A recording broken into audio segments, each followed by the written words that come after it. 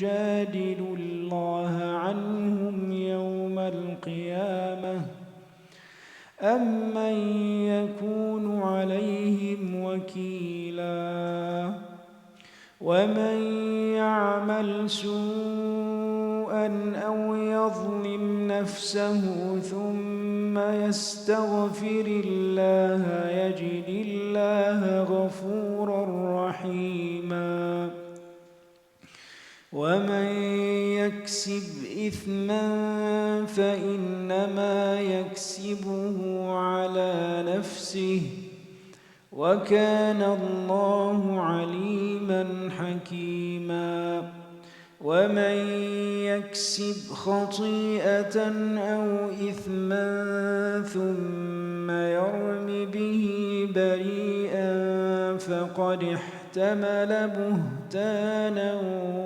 وإثما مبينا.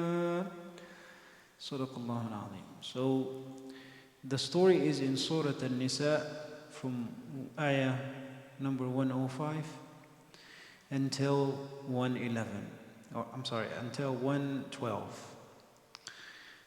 The story, Surah An-Nisa, first of all, Surah An-Nisa is a Madani surah, which means came down to the Prophet ﷺ when he was in Medina. The Madani Quran is different than the Makki Quran. The Makki Quran, when you compare the two, you will see that the Makki Quran mostly about creed, about manners. Because Allah subhanahu wa ta'ala is speaking to people who don't know who Allah subhanahu wa ta'ala is. So Allah is using the Makki Quran to introduce Himself to people. He talks about His oneness, He talks about His unity, He talks about His creation. He mentions His names and attributes. He talks about the Day of Judgment, description of the Day of Judgment. Also, improving the character of people. And so you will see that the Makki Quran, a lot of surahs are about manners, about building strong characters, right? The Madani Quran is different. You see the Madani Quran now, the Prophet ﷺ moved to Medina, he's building a community. And what do you need when you build a community? You need a vision, you need a goal, you need law, you need a constitution, you need do's and don'ts and all of that. And so that's the Madani Quran. That's what the Madani Quran is all about. The do's and don'ts, regulations, law, right? Surah An-Nisa is a Madani surah. It's all about law in Surah An-Nisa. But Allah subhanahu wa ta'ala in this surah, He talked about the story. A story that took place in Medina that really shook the entire city. Before we talk about the story, just a little bit of a background. When did that happen, and what was the situation of Medina during that time? The story took place in the 3rd year of Hijrah, 3 years after Rasulullah sallallahu alaihi wasallam migrated. When Rasulullah sallallahu alaihi wasallam migrated to Medina, there were 2 big tribes in Medina, Al-Aws Al-Khazraj. Al-Aws Al-Khazraj, big tribes. They have some little tribes, but they were the majority of Medina, Al-Aws and Al-Khazraj.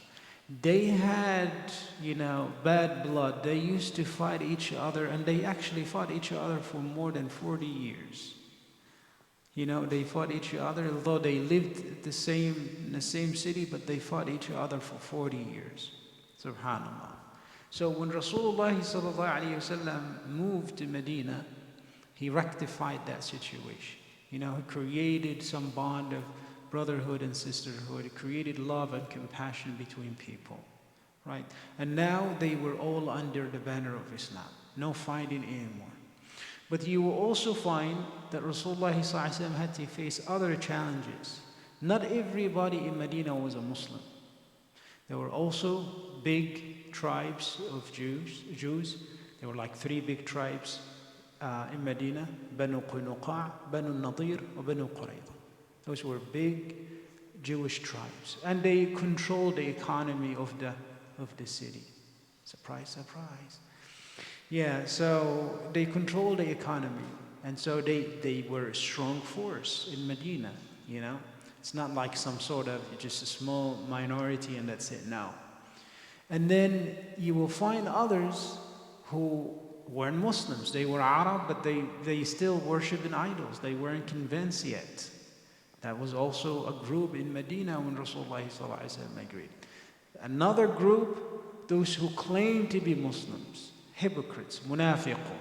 And Allah subhanahu wa ta'ala spoke about them in the Quran many times. Allah exposed them in so many different locations in the Quran. And exposed the things that they said about Islam and about the Prophet and his companions.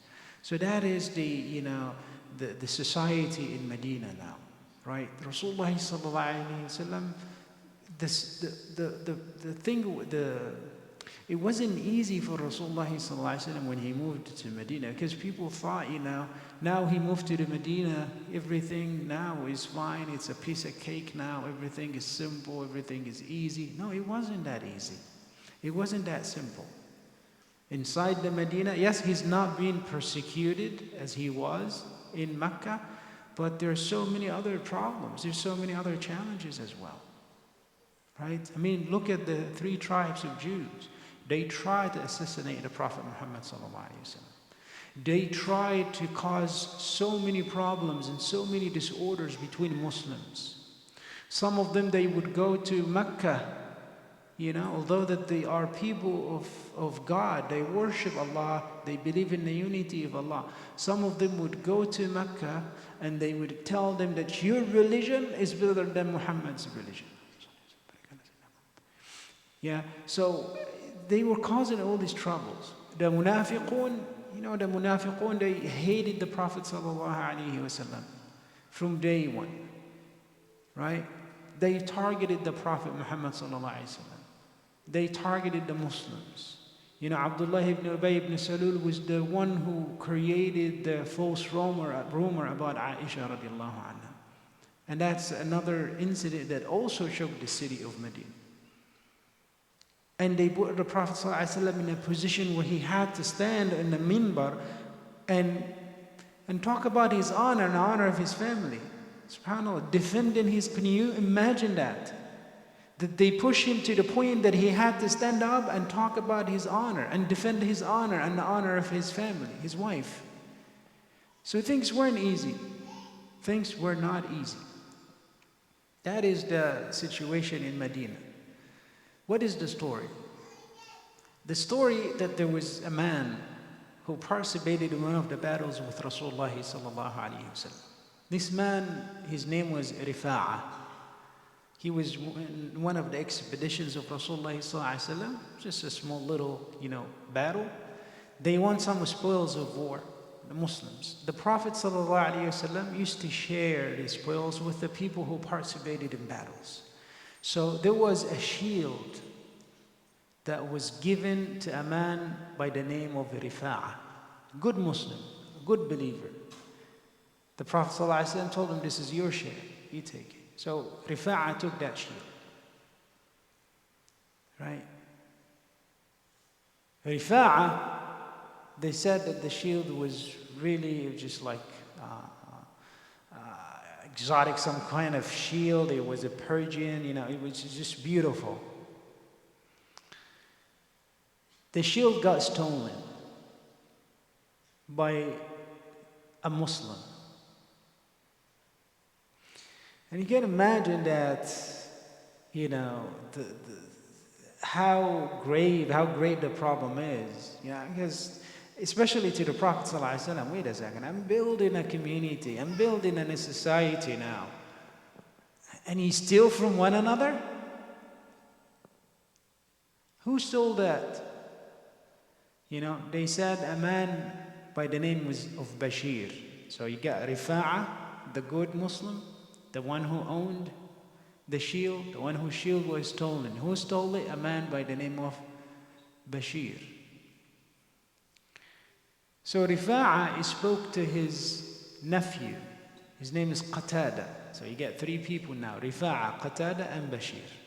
Still, Rifa'ah and Qatada, they're good Muslims. Bashir is the bad one.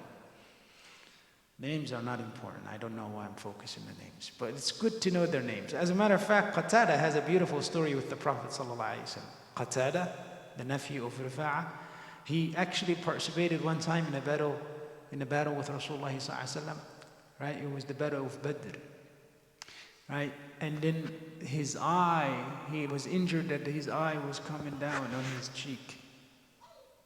And then he went to the Prophet sallallahu alaihi wasallam and he said, Ya Rasulullah, I'm in love with a woman and I was thinking to propose to her. She won't take me with one eye. So the Prophet didn't say, oh well, it's her loss. No, the Prophet ﷺ responded to him and he put it back. And he said, Bismillah, and by the will of Allah, bari'at. He put it back in its socket. Subhanallah. So they did their own investigation. They found out that the person who stole the shield stole also some food. They said it was some wheat and flour and whatever. And it was stolen during the night. They looked and they found actually that there is some like a trace of the flour that it was stolen from the house. And they followed that trace and they ended into the house of Rifa'ah. It's dark, pitch dark at night. There's nothing, there's no lights in the streets. Nobody can see anything. The guy didn't see that he was dripping flour behind him, right? So the Prophet, the Qatada, he said, this is it. This is the man who stole your shield. He went to the Prophet and he said, Ya Rasulullah, my uncle's shield was stolen from him. And we did our own investigation and we found out that the person who stole it was Bashir. So people start to talk about Bashir got scared. He went to some of his family members and he talked to them and he said, look, I did a great mistake. What did you do? I stole somebody's shield. And his nephew found out about it. It was just me. And he told him the whole story. Please, how can I get out of this? I don't want to be shamed in front of people. I don't want to be called a thief in front of the community. I don't want this. Can you please help me? They said, what do you have in mind? We will help you. You are, a part of our family. And we definitely, family comes first, man. We're going to protect you. So the plan was, he had a neighbor who wasn't a Muslim. In one report it says it was a Jew, but it doesn't really matter if it was a Jew or not. He was not a Muslim. So he said, I can't just, go into his backyard and bury that shield inside his backyard. And he go to the Prophet and he told him, Ya Rasulullah, Bashir is innocent. And the person who stole the shield was his neighbor. Like, let's go with the report that it says it was a Jew. The Jew is the one who stole the report. Stole the shield. They went to the Prophet ﷺ and they told Rasulullah ﷺ, Bashir is innocent. Ya Rasulullah, how can you believe Qatada? He did not bring any evidence. He did not bring any solid proof. You cannot just come and slander people like this. The Prophet said to Qatada, do you have a proof? He said, no, not other than just the traces of food that was stolen from our house and ended in front of his door. That's it. He said, you cannot come to me and tell me this, and you want me to accuse a good person from Baytum min Buyut al-Muslimin, a man who's a Muslim, and I cannot do this. And the Prophet shamed Qatada. And Qatada said, oh, I wish I just when my uncle told me about his shit, I wish that I just give him all the money that I have and tell him just go buy another one, Because I was so embarrassed when Rasulullah ﷺ was talking to me about this, accusing a man falsely. Right? Subhanallah. So everybody, khalas, Bashir is innocent. He's a good man. His family is a good people. And the problem is with the Jews. They hate us anyways. Right? They hate us anyways.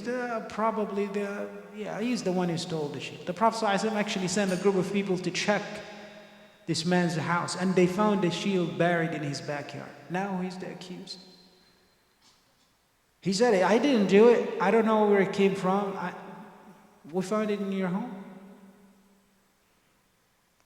So everything kind of like went back to normal. People were okay, you know, alhamdulillah. At least the thief is not a Muslim.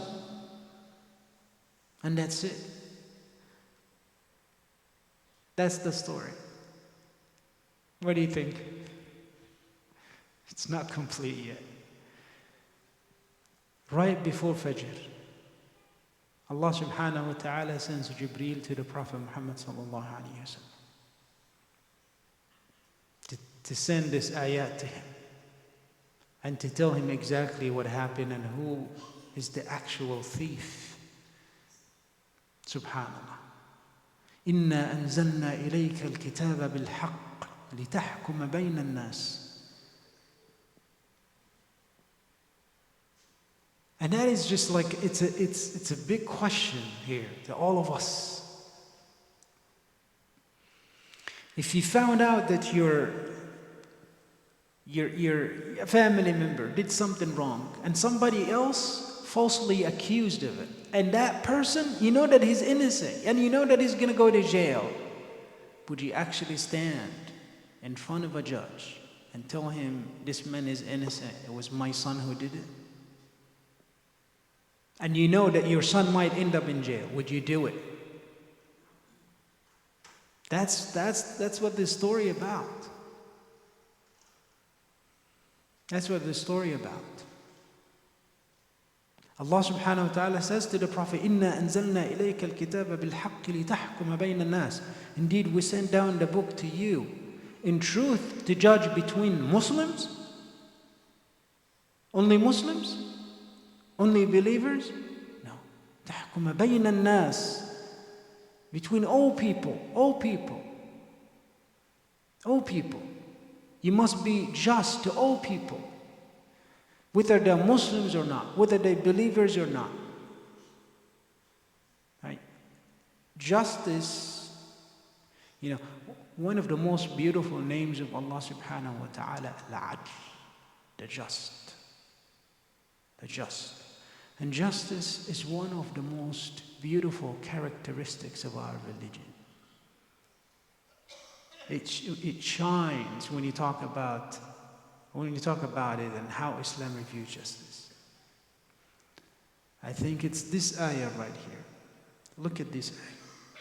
It says, يَا أَيُّهَا الَّذِينَ آمَنُوا كُونُوا قَوَّامِينَ بِالْقِسْطِ شُهَدَاءَ. O believers, right? يَا أَيُّهَا الَّذِينَ آمَنُوا كُونُوا قَوَّامِينَ بِالْقِسْطِ. O believers, be just. Stand up. Qawwam, qa'im, someone who's standing up. Stand up for justice. Right? Stand up for justice. كُونُوا قَوَّامِينَ بِالْقِسْطِ شُهَدَاءَ وَلَوْ عَلَىٰ أَنفُسِكُمْ. Right? I don't know if this is the one in Surah Al-Baqarah. Does it say that? No, this is Surah Al-Baqarah. The one I'm quoting in Surah An-Nisa also. It says, وَلَوْ عَلَىٰ أَنفُسِكُمْ. It's the same first line, but it says, وَلَوْ عَلَىٰ أَنفُسِكُمْ. Even if it's against your own self. Would you testify against your own self? That's the question. وَلَوْ عَلَىٰ أَنفُسِكُمْ أَوِ الْوَالِدَيْنِ. Or against your own parents. You still have to say the truth. Right? وَلَوْ عَلَىٰ أَنفُسِكُمْ أَوْ الْوَالِدَيْنِ أَوْ الْأَقْرَبِينَ. Or anybody who is related to you. It's just, you know, man, it's my family. I cannot do this. I cannot do this. You see all these like plotting and planning and all these things happening in families. You know, people, they stand next to each other, you know, and they defend one another, right or wrong. Family comes first. No. Justice comes first. Allah comes first. The teachings of His Prophet ﷺ comes first. Not family. Not family. فَلَجِبَنَّكُمْ شَنَآنُ قَوْمٍ.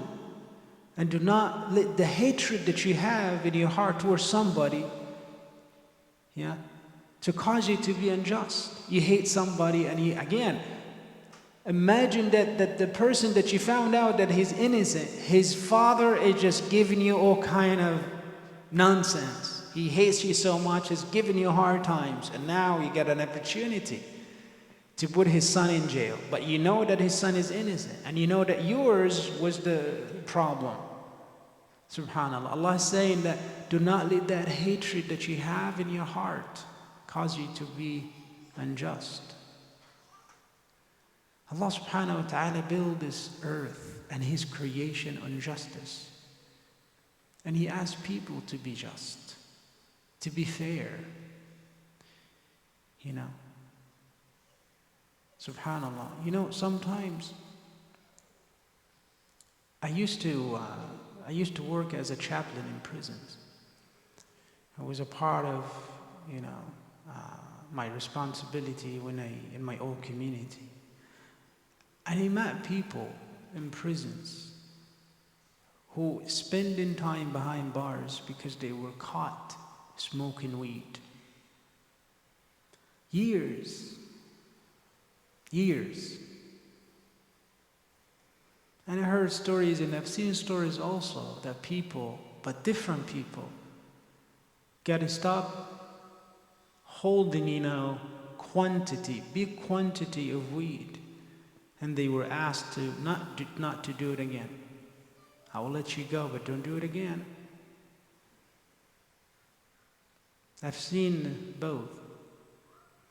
We all heard about the swimmer in what was the university? The one who raped the woman in the street. Stanford. The swimmer of the Stanford University spent only like 4 or 5 months in prison. Why? Because he was from an elite family. He was a swimmer. You know, he brought medals to the school. Where's the justice in that? And really, where's the justice in that? Right?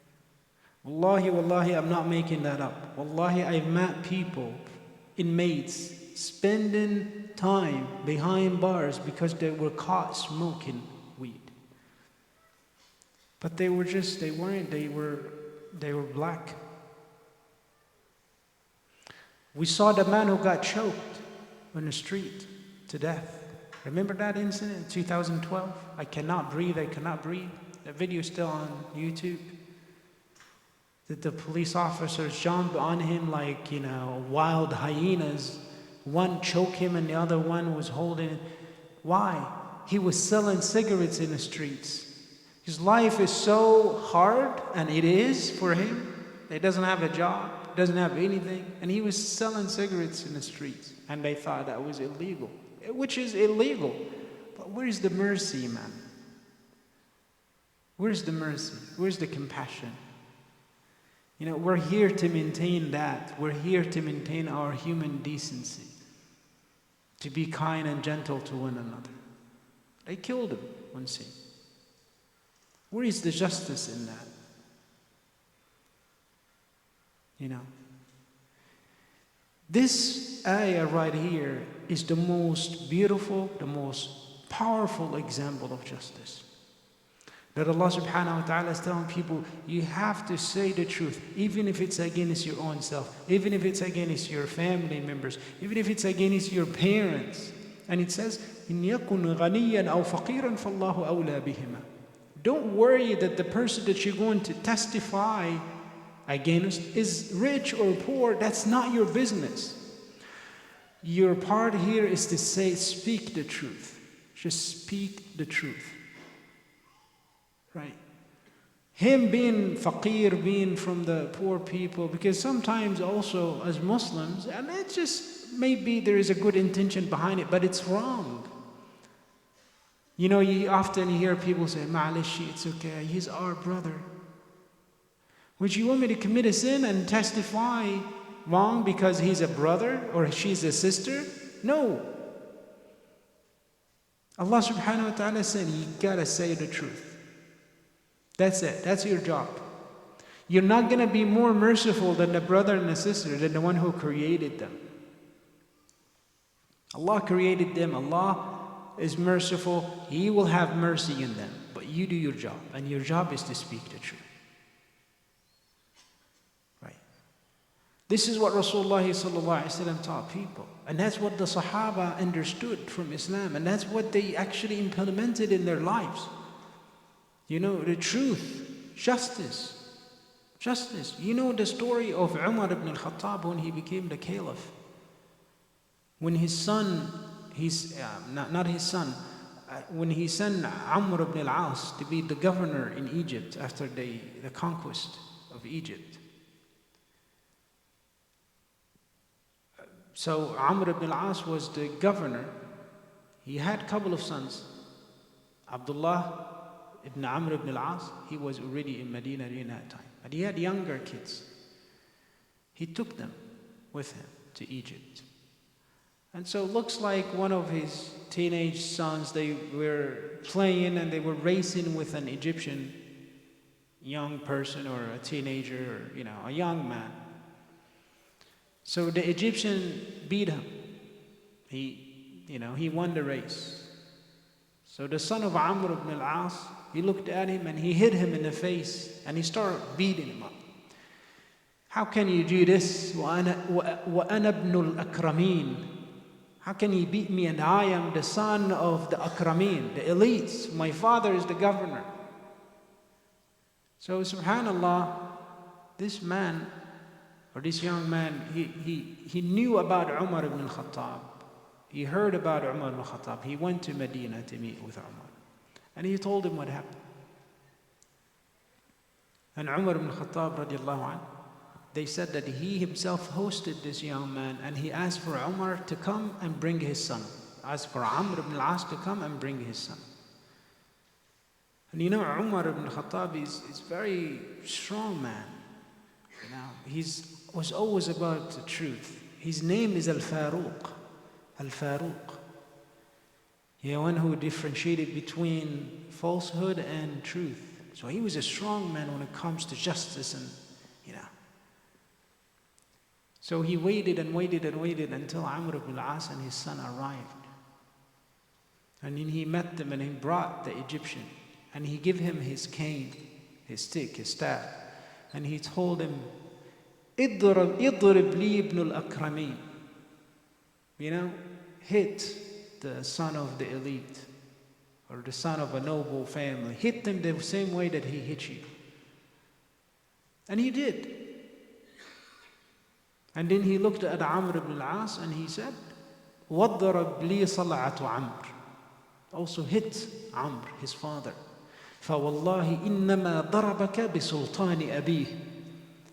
He said he hit you because of the authority or because of the power that he thought that he was going to receive from his father.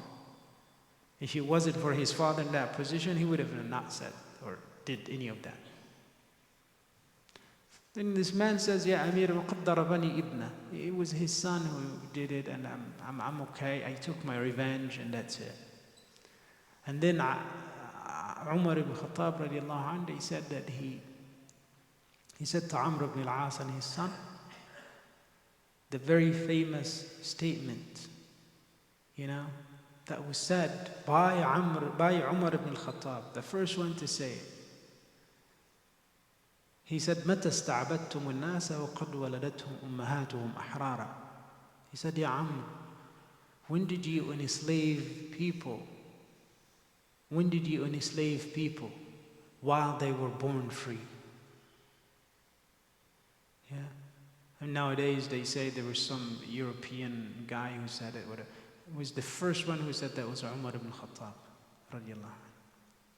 When did you enslave people? When they were born free. So, Sahaba, Prophet ﷺ's companions, they implemented that justice.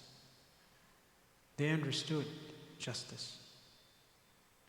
There's so many hadith about justice. Rasulullah ﷺ,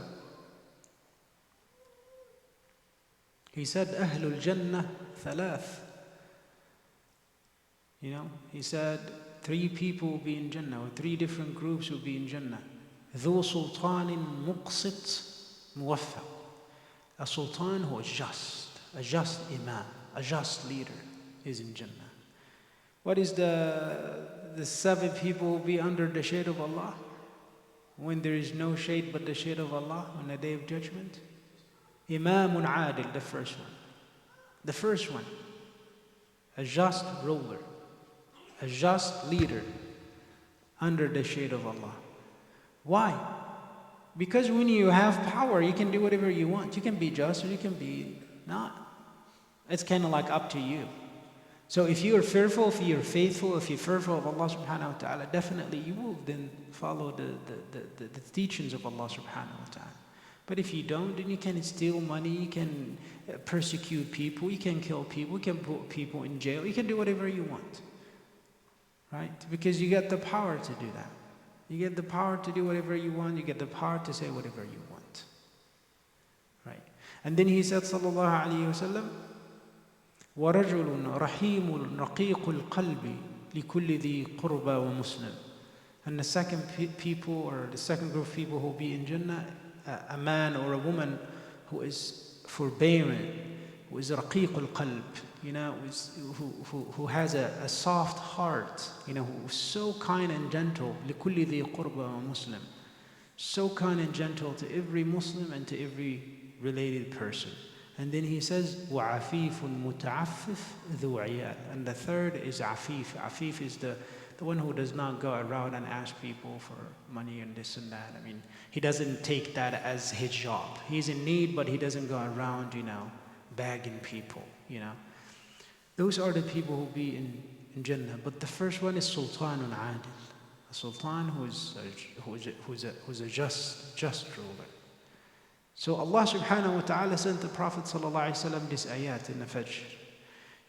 And then he says, إِنَّا أَنزَلْنَا إِلَيْكَ الْكِتَابَ بِالْحَقِّ. We sent you down the book, O Prophet, in truth, to judge between people by means of what Allah subhanahu wa ta'ala has shown you. وَلَا تَكُنْ لِلْخَائِنِينَ خَصِيمًا. And do not be an advocate for the deceivers. I mean, they deceived the Prophet sallallahu alayhi wa sallam, but he did not know. He did not know sallallahu alayhi wa sallam. Right?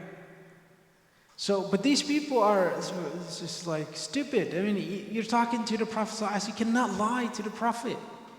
He receives revelation from Allah subhanahu wa ta'ala. And then it says, وَاسْتَغْفِرِ اللَّهَ إِنَّ اللَّهَ كَانَ غَفُورًا رَحِيمًا. Ask forgiveness of Allah. Surely Allah subhanahu wa ta'ala has been ever forgiving and ever merciful. وَلَا تُجَادِلْ عَنِ الَّذِينَ يَخْتَانُونَ أَنفُسَهُمْ إِنَّ اللَّهَ لَا يُحِبُّ مَنْ كَانَ خَوَّانًا أَثِيمًا. And do not plead for those who are dishonest to themselves. They are dishonest people. Allah subhanahu wa ta'ala does not love him who betrays trust and persists in doing so. So instead of going and asking forgiveness from Rasulullah sallallahu alaihi wasallam, say, Ya Rasulullah, I made a mistake, it was my fault, I'm sorry, I didn't know how I did that. And by the way, they said Bashir was one of the hypocrites of Medina. He wasn't really a good Muslim or anything. He was one of the hypocrites of Medina. The thief, right? So instead of doing that now, he didn't. He insisted on committing the sin, and he went and just like plotted to get himself out of it. يَسْتَخْفُونَ مِنَ النَّاسِ وَلَا يَسْتَخْفُونَ مِنَ اللَّهِ وَهُوَ مَعَهُمْ. They seek to conceal themselves from people, and they don't seek to conceal themselves from Allah subhanahu wa ta'ala. Again, they don't ask Allah subhanahu wa ta'ala's forgiveness, right? وَهُوَ مَعَهُمْ إِذْ يُبَيِّتُونَ مَا لَا يَرْضَى مِنَ الْقَوْلِ. And Allah subhanahu wa ta'ala is with them at the time when they were plotting. They weren't aware that Allah subhanahu wa ta'ala is there, watching them, seeing them, hearing them. What are you doing? Plotting. وَهُوَ مَعَهُمْ إِذْ يُبَيِّتُونَ مَا لَا يَرْضَى مِنَ الْقَوْلِ وَكَانَ اللَّهُ بِمَا يَعْمَلُونَ مُحِيطًا. But Allah subhanahu wa ta'ala He has been supremely encompassing of what they do. ها أنتم هؤلاء جادلتم عنهم في الحياة الدنيا. Now Allah subhanahu wa ta'ala is talking to Bashir's friends or family members, the one who knew the truth and however they supported him. You know that there's this man, they said, كان إذا غضب, He was a man during the time of Jahiliyyah. They said later on he became a Muslim. أشج بني قيس. They said كان إذا غضب له ألف سيف لا يسألونه فيما غضب. You know, when this man used to get angry, right? He will have 1,000, that's a big number back then. 1,000 swords will be at his disposal, right? They wouldn't even ask him. They wouldn't even ask him what made you angry. They wouldn't even ask if he's right or wrong. No, we are at your service. You tell us what to do. Subhanallah. And that's not good. That's the asabiyya. And asabiyya is something that Islam also rejected. The love, the tribalism, the love of, you know, of the family, the clan, the tribe, you know, defending them whether they're wrong or right. That's something that Islam rejected. So Allah subhanahu wa ta'ala is talking about those now. Ha antum jadaltum anhum fil hayati dunya. You disputed concerning them. You tried to defend them in this life. فَمَنْ يُجَادِلُ اللَّهُ عَنْهُمْ يَوْمَ الْقِيَامَةِ. Who's going to protect him from Allah subhanahu wa ta'ala on the day of judgment? You? No. Nobody. We all know that we're going to be standing before Allah subhanahu wa ta'ala. Everyone speaks on his behalf. Right? أَمَّنْ يَكُونُ عَلَيْهِمْ وَكِيلًا. Who's going to be their trustee before Allah subhanahu wa ta'ala on that day? Right? So he saw something, so Allah subhanahu wa ta'ala is saying that was wrong, what you did was wrong. I mean, giving false testimony, man, there are people overseas, they sit in front of, you know, courts. You know, their job is to give false testimony. How? You go there, you want somebody to shahadat al-zur, to give a false testimony, you know, pay him. Pay him some money, he will walk into, and probably you've never seen him before. You just pay him some money, he will go inside, and before the judge will say,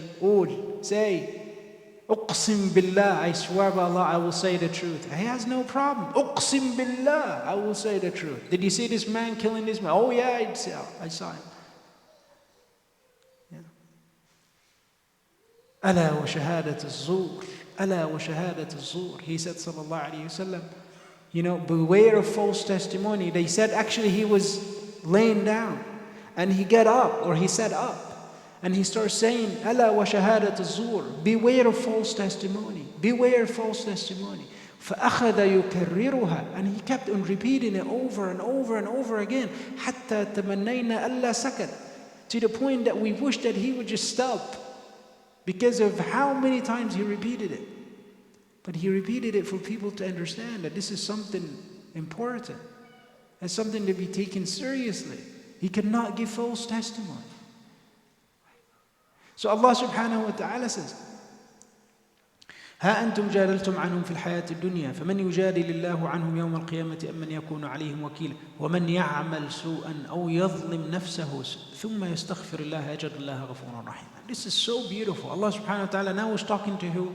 To Bashir and anybody else who's in a situation with Bashir, anybody who did something wrong.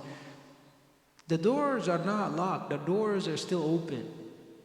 He can always come back and ask forgiveness.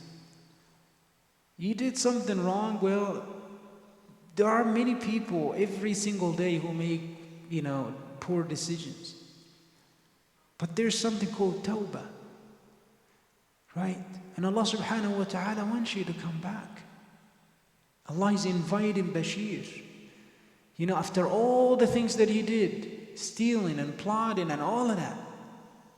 Subhanallah. وَمَنْ يَعْمَلْ سُوءًا أَوْ يَظْلِمْ نَفْسَهُ. Whoever commits an evil or wrong themselves, then seeks Allah His forgiveness, Allah will they will certainly find Allah subhanahu wa ta'ala all forgiven, most merciful. وَمَنْ يَكْسِبْ إِثْمًا فَإِنَّمَا يَكْسِبُهُ عَلَى نَفْسِهِ. And whoever commits a sin, it's only to their own loss. And Allah subhanahu wa ta'ala aliman hakima, all knowing, all wise. وَمَنْ يَكْسِبْ خَطِيئَةً أَوْ إِثْمًا. But whoever earns an offense or a vice or does anything bad and throw the blame upon an innocent person, فَقَدْ احْتَمَلَ بُهْتَانًا وَإِثْمًا مُبِينًا, then he has committed a very evil vice and a great sin. What happened to Bashir? Allah subhanahu wa ta'ala was inviting him to come back and return to Allah and make tawbah. Did he make tawbah?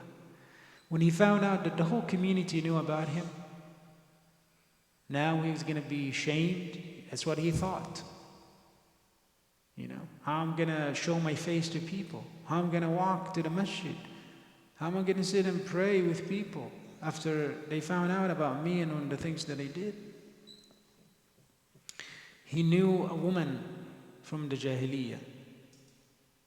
He actually went back and he connected with her, right? And he stayed with her. And in some reports they said actually he became, a professional highway robber or thief. That he died actually one time he was stealing and a wall fall off on him, and he died that way. Allahu A'lam. But anyways, he never returned to Allah subhanahu wa ta'ala. He never asked Allah subhanahu wa ta'ala's forgiveness. And that was the end of his life. Subhanallah. Justice. Question now again. Are you just? Are you just at home? Because we can see acts of injustice outside of our homes, outside of our communities, which we just become loud and we speak about it. Some of us do, at least. But the question, are you just at home? Are you just with your spouse, with your children, with your neighbors, with the community or the members of the community? Are you just? Again, if you are in a situation where you feel that it will be inconvenient for you to say the truth, will you be able to speak the truth? That's the question. And by the way, it's not easy to say yes. It's not. Unless you are in a situation like that. I will finish with this. Ali ibn Abi Talib, they said one time, he lost his armor. And he was the Khalifa during that time. And a man also was said that he wasn't a Muslim. He picked up that armor. And Ali was looking for his armor, couldn't find it anywhere. And one day he was walking in the market and he saw that this man was selling that armor. He said, "This armor belongs to me. I lost this armor for a few days." He said, "No, it's mine." So Ali insisted, it's mine. So the man said, "No, it's." So they got into, an argument, and so they end up going to the judge. Right? And you will think he's Amirul Mu'mineen, he's the Khalifa. He could have just taken the arm and put the man in prison and that's it. But it doesn't work that way. You have to have bayina. That's what Allah says in the Quran. You got to bring some proofs. And again, we're just talking about a sultanun adil, will be under the shade of Allah. A just ruler. So Ali ibn Abi Talib, he took him to the judge. So the judge, they said when he saw Ali ibn Abi Talib, he says, "Ya Amir al-Mu'mineen, present your case." And he said, "Look, you are the judge now, do not use any title. Don't call me Amir al-Mu'mineen. Right? We are equal before you now. Him and I, we are equal before you. So do not use any title. If you want to call me with my first name or say, Ya Abul Hasan." So the judge said, "Ya Abul Hasan, present your case." He said, "I think I'm 100% sure that this armor belongs to me." He said, "Do you have a proof?" He said, "I have no proofs. I have no proofs." Right? So he asked the non-Muslim, the other guy, he asked him, and then he said, "Yeah, it belongs to me, and I inherited this from my father and my forefathers." And Made up a story, a convincing story. So, and based on the, based on the evidence, Shar Habib, the Qadi, he said the armor belongs to this man. That was my verdict. And that was the end of the case. So Ali did not really use any power, being the Khalifa, being the prince. He didn't use any power to take back what belonged to him. He left. But the man was overwhelmed. This man, he was overwhelmed by what he saw. The Khalifa brings me to his court, subhanAllah, and does not use any of his power to, for his sake, So he thought about it and he went after Ali ibn Abi Talib and he said to him, the armor belongs to you. It fell and I picked it. And I'm amazed at how, I'm amazed at how just you are to be standing right next to me before your own judge and to just leave the court right after, his verdict, which wasn't fair to you. And they said that this man, subhanAllah, just seeing something like that, which was a proof that those people are in the truth. And so he converted to Islam. Justice. It's very important. Again, Allah subhanahu wa ta'ala called himself Al-Adl. And he built his creation upon justice. And he asked us to be just with ourselves, to be just with people, everybody, not just Muslims, but Muslims and non-Muslims, Muslims and non-Muslims. Rasulullah sallallahu alayhi wa sallam said, whoever is being unjust to a dhimmi is a non-Muslim who lives in a Muslim country. Whoever is being unjust to him, أَنَا خَصِيمُهُ يَوْمَ الْقِيَامَةِ, I will be his enemy on the day of judgment. Subhanallah. I will be at war with him on the day of judgment. May Allah subhanahu wa ta'ala make us just. Allahumma ameen. May Allah subhanahu wa ta'ala make it just.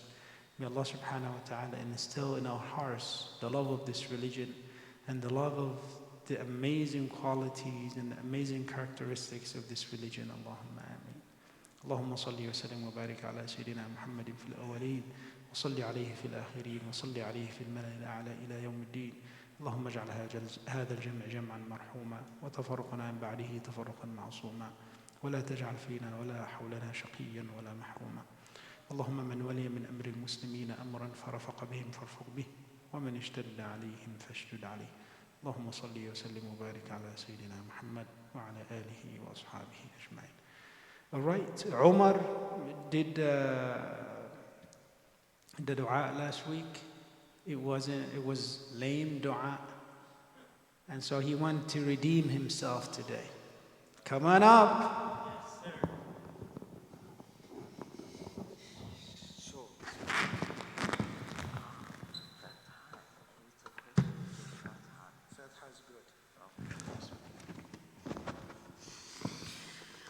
أعوذ بالله من الشيطان الرجيم. بسم الله الرحمن الرحيم. الحمد لله رب العالمين الرحمن الرحيم مالك يوم الدين. إياك نعبد وإياك نستعين. اهدنا الصراط المستقيم صراط الذين أنعمت عليهم غير المغضوب عليهم ولا الضالين آمين. بسم الله الرحمن الرحيم. يا حنان يا منان يا بديع السماوات والأرض يا ذا الجلال والإكرام يا مالك الملك يا قدوس يا سلام يا مؤمن يا مهيمن يا عزيز يا جبار يا متكبر يا خالق يا بارئ يا سميع يا عليم يا أرحم الراحمين يا أرحم الراحمين. May Allah bless your Atef's family, the board, ICOI, all the board members, everyone, the whole mosque, and inshallah bless the brothers and sisters, have mercy, guide anyone who needs guidance, have great amounts of blessings, let everyone marry, the brothers and sisters marry each other, have children, and more schools, we build more schools, hospitals, more businesses, more business ideas, projects, IT, and inshallah, we enter the highest place, Jannat Firdaus A'la, without hisab. We be among the 70,000 people who enter Jannah first. Inshallah, Nakatu Wahab ala kulli shayin qadir. Now you redeemed yourself. Jazakallah khair. All right, Jazakumullah khair. Assalamu alaikum wa rahmatullahi.